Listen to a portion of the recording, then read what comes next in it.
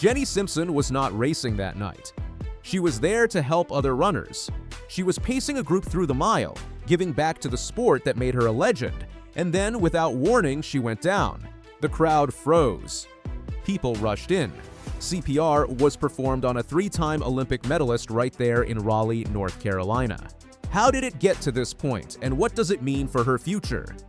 Before we get to what happened in Raleigh, you need to understand exactly who Jenny Simpson is, because that is the only way you can understand why that night hit the running world so hard. Jenny Simpson did not become a star slowly. She announced herself at the 2011 World Championships in Daegu, South Korea, and she did it in the most dramatic way possible. She crossed the line first in the 1500 meters. She became the first American woman ever to win a World Championship gold medal in that event. That one race changed the conversation about American middle distance running forever. But she was not done. She came back to win 2 more medals at the World Championships in 2013 and 2016. She ran at 3 Olympic Games. At the 2016 Rio Olympics, she stood on the podium with a bronze medal around her neck in the 1500 meters, the first American woman to medal in that event at the Olympics since 1984. 32 years. That gap tells you everything about how hard that medal was to earn. Her personal best in the 1500 meters is 3 minutes and 57.22 seconds. She is one of the few American women in history to break the 4-minute barrier in that event. For years, she was simply the face of American middle distance running. A world champion, an Olympian, a record breaker. She retired from professional competition after a career that spanned more than a decade at the elite level. And then, just weeks before the incident in Raleigh, she started a brand new chapter. In February 2026, Fleet Feet made an announcement that got a lot of attention in the running world. They named Jenny Simpson as their first ever Chief Running Officer. Fleet Feet is one of the largest running specialty retail chains in the United States. They have hundreds of stores across the country. For them, this was not just a marketing move. They were bringing in a world champion to help shape their brand's mission around the sport. Jenny Simpson was going to represent everything Fleet Feet wanted to stand for: community, performance, and the love of running.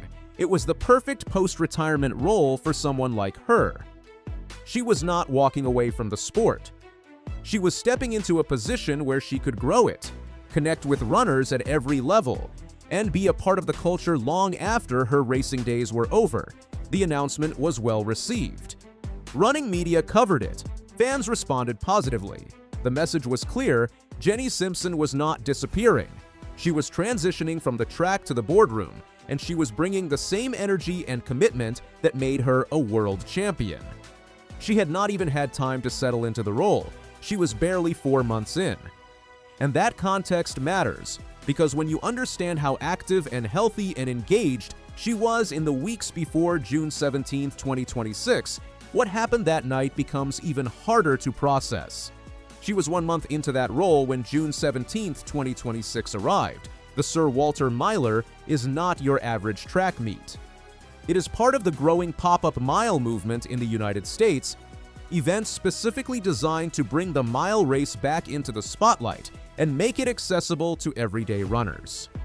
The event is held in Raleigh, North Carolina, and it has built a strong reputation in the running community for being exactly the kind of grassroots celebration of the sport that people like Jenny Simpson have always supported. On June 17, 2026, Simpson was at the event as a pacer, not as a competitor. She was there to run alongside a group of athletes, set the tempo, and help them hit their goal times. It is one of the most generous things an elite runner can do for the community. You give your body, your energy, and your expertise.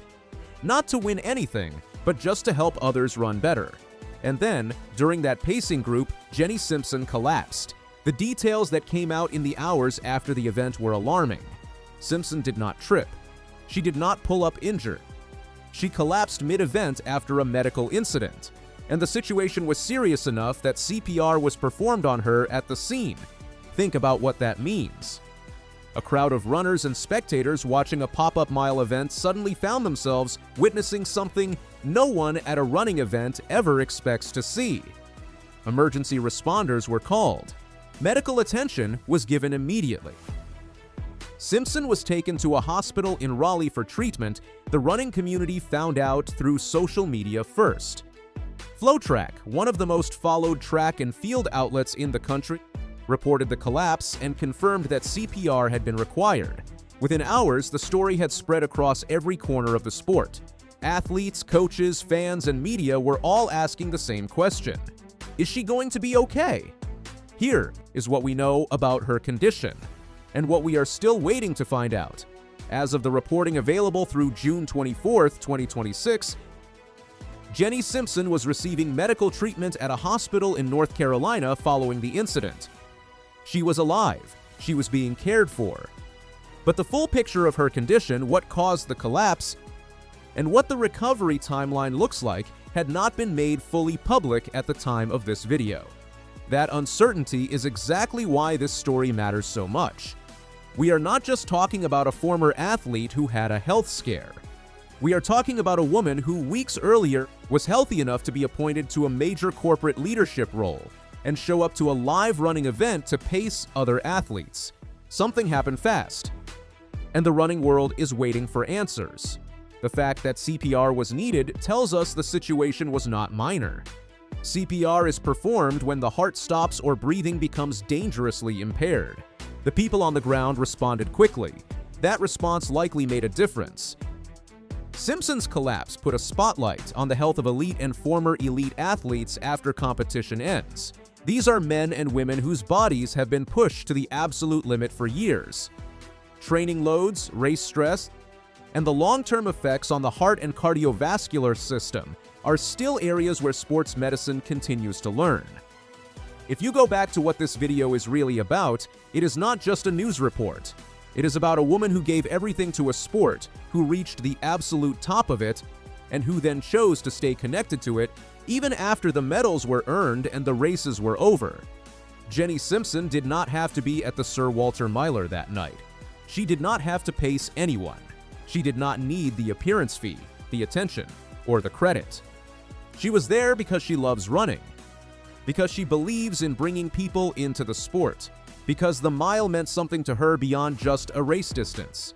That Jenny Simpson gets healthy, gets back on her feet, and gets back to doing exactly what she was doing before June 17, 2026. Because the sport is better with her in it. And if this video reminded you of anything, let it be this. The woman who shocked the running world in Raleigh is the same woman who shocked it in Daegu in 2011. She has faced impossible moments before. She has come out the other side before, and the running community is holding its breath, hoping she does it again.